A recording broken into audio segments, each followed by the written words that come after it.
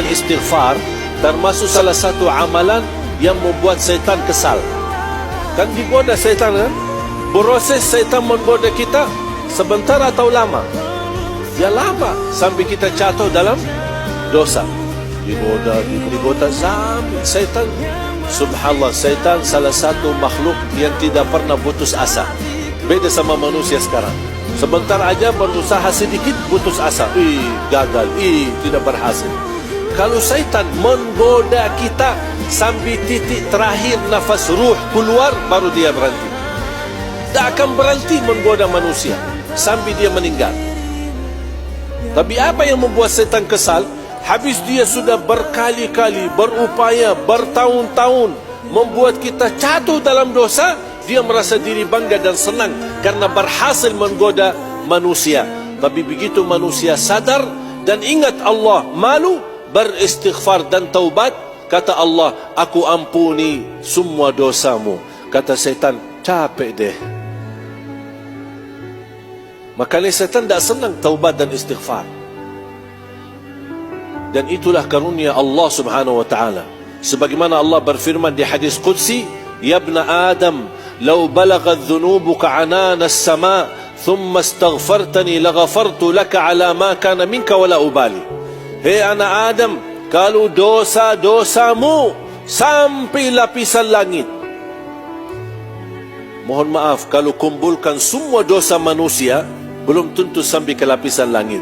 Apalagi dosa satu orang. Tak mungkin bisa sampai. Tapi kata Allah, seandainya dosa seorang di antara kalian sampai ke lapisan langit, kemudian kamu beristighfar, taubat, memohon ampun kepada aku ampuni semuanya, dan aku tidak peduli berapa banyak dosamu. Itu kata Allah di hadis Qudsi.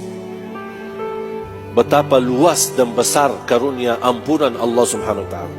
Oleh kerana itu, menurut saya, orang yang tidak mohon ampun kepada Allah, dia sombong.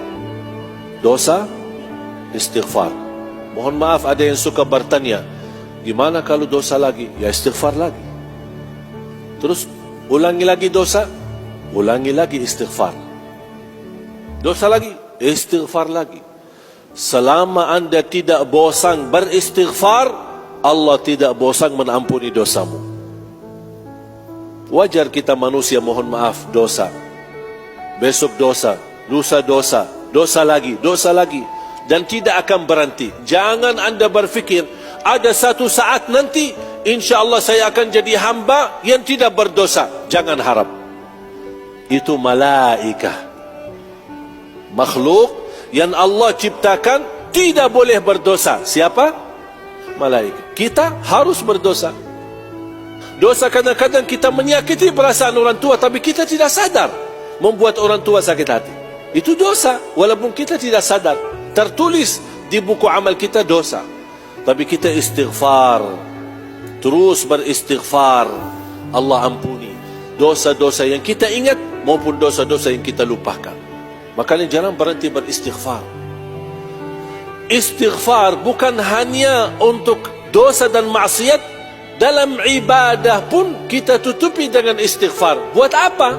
Seandainya ada kekurangan dalam ibadah kami, ikhlas kami, khusyuk kami, ya Allah ampunilah.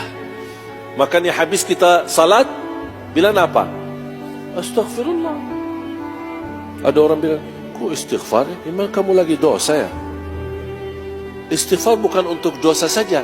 Ibadah pun butuh istighfar. Karena kita semua, tidak ada yang bisa sempurna ibadah.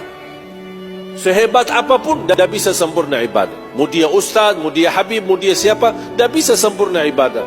Manusia punya kemampuan terbatas. La yukallifullahu nafsan illa wus'ah. Makanya kekurangan kita tutupilah dengan istighfar.